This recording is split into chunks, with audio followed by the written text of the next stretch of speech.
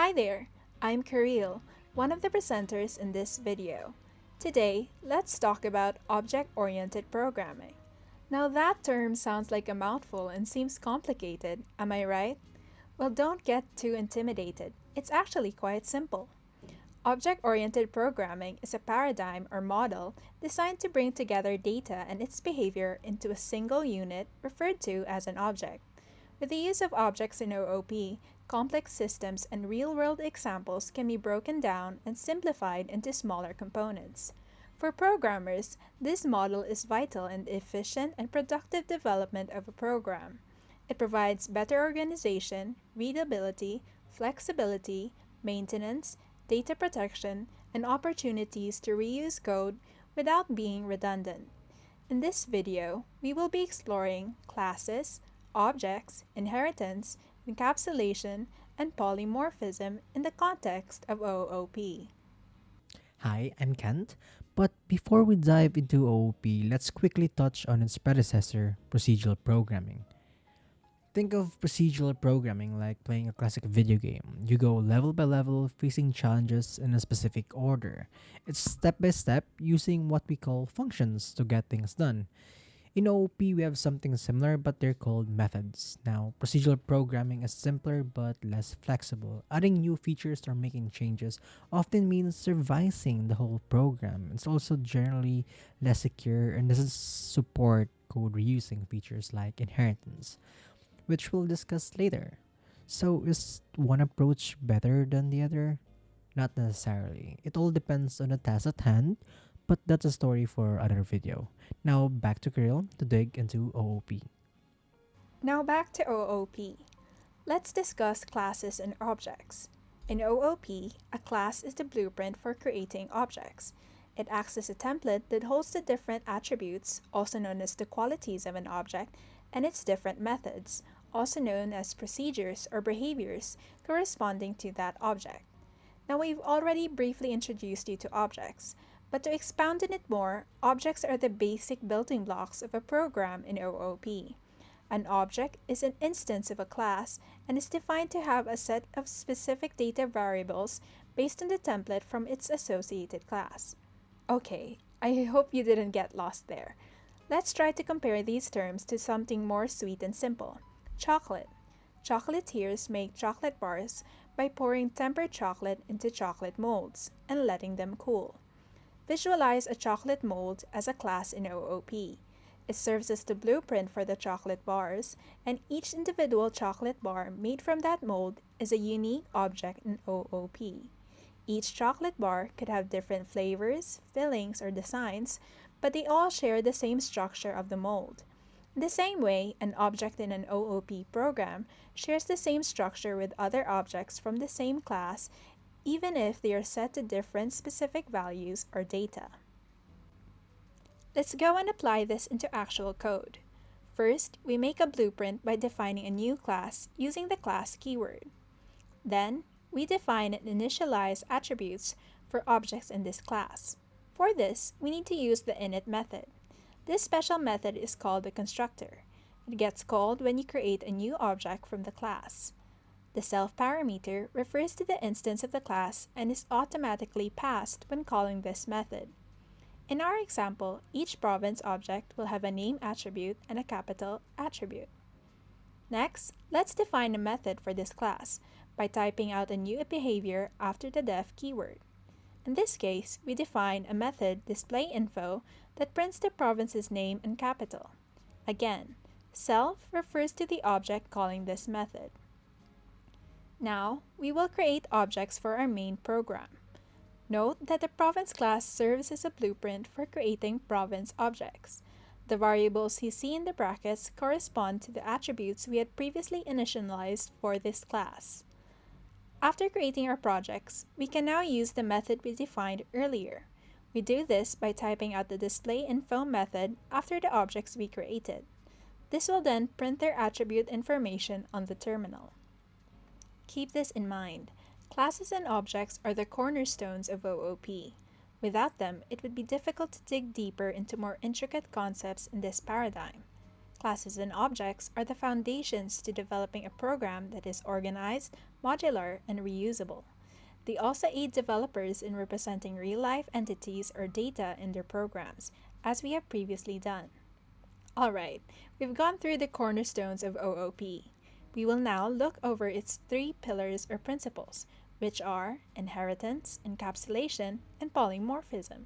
The stage is yours, Ken. Thanks, girl. Now, let's look at the first pillar known as inheritance. This core concept deals with laying out parent and child classes in your program. So, first, a child class will inherit all the attributes and methods of its parent class, thus the name inheritance. It can also add on new attributes and methods of its own aside from those of its parent. To put it simply, it's like Filipino family surnames being passed down through generations. Take, for example, Flores, a common family surname like this, carry with them a certain reputation that is passed down from generation to generation, much like how subclasses inherit attributes from parent classes.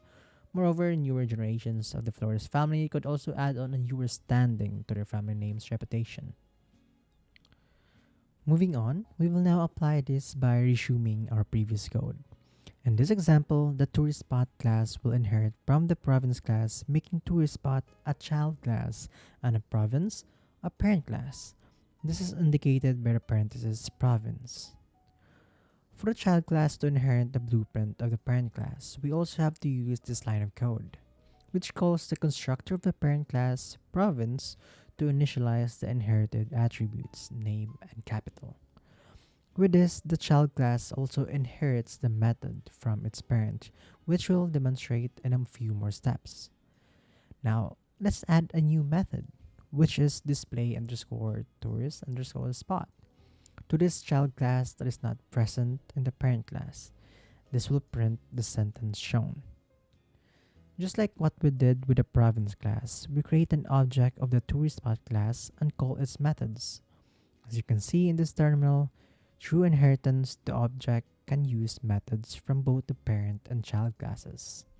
In summary, inheritance allows touristspot to inherit all the attributes and methods from province, and it also let us add a new functionality specific to touristspot. Now that you know this, let's answer the question why? Why use inheritance? The primary purpose of inheritance is to reuse code from existing classes, saving us invaluable time and resources. You no longer need to define all the different attributes and methods all over again, except for initializing the inheritance. Moreover, this principle allows for a more structured and interconnected classes. When we create a new class, it's like adding a new branch to the family tree. The new class inherits all the data and implementation details from its parent or base class. This creates a coherent and logical structure that's easy to navigate and extend. Now let's move on to encapsulation to be covered by Kirill. Now let's take a look into the second pillar known as encapsulation. By this principle, developers can choose to hide specific data and implement access control in their program. Users of the program who are not given authorized access to encapsulate the data will not be able to acquire or change its contents. Let's exemplify this core concept.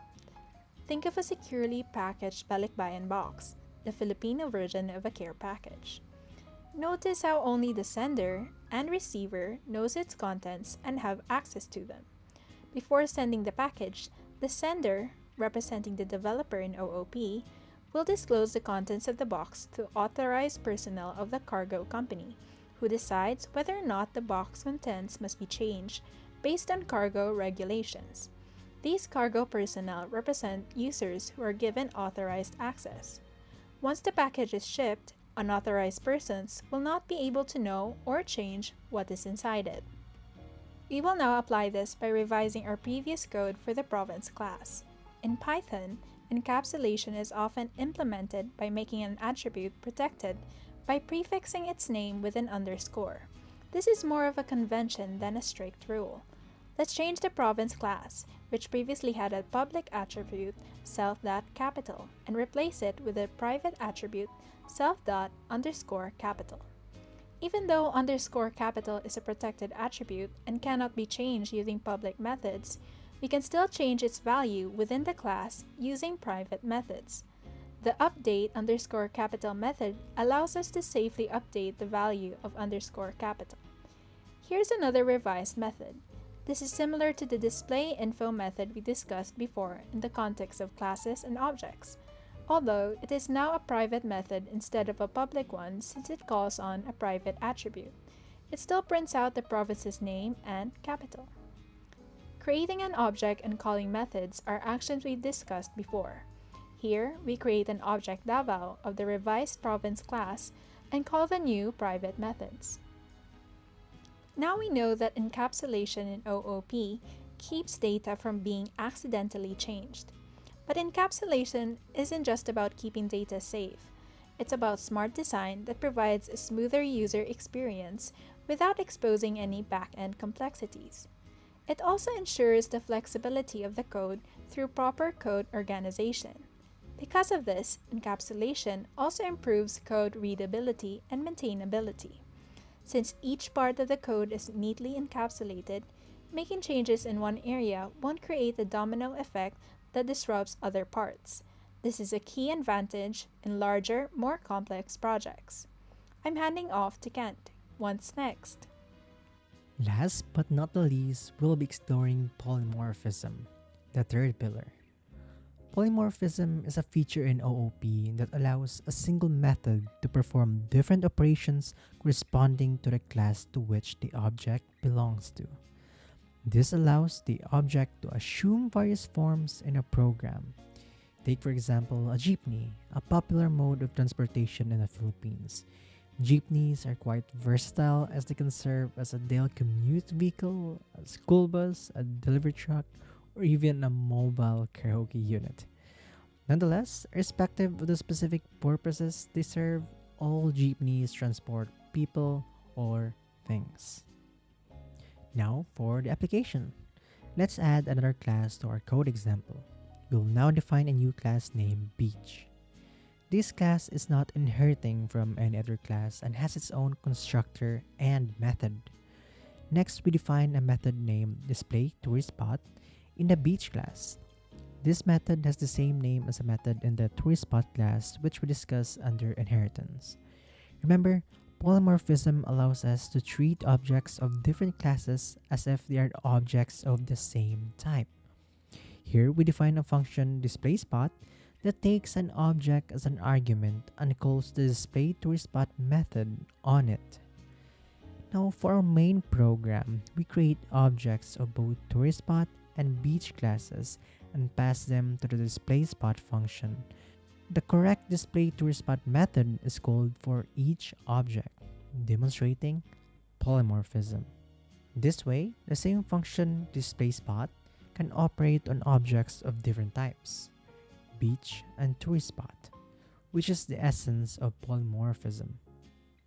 In essence, polymorphism is essential for code usability, flexibility, and extensibility.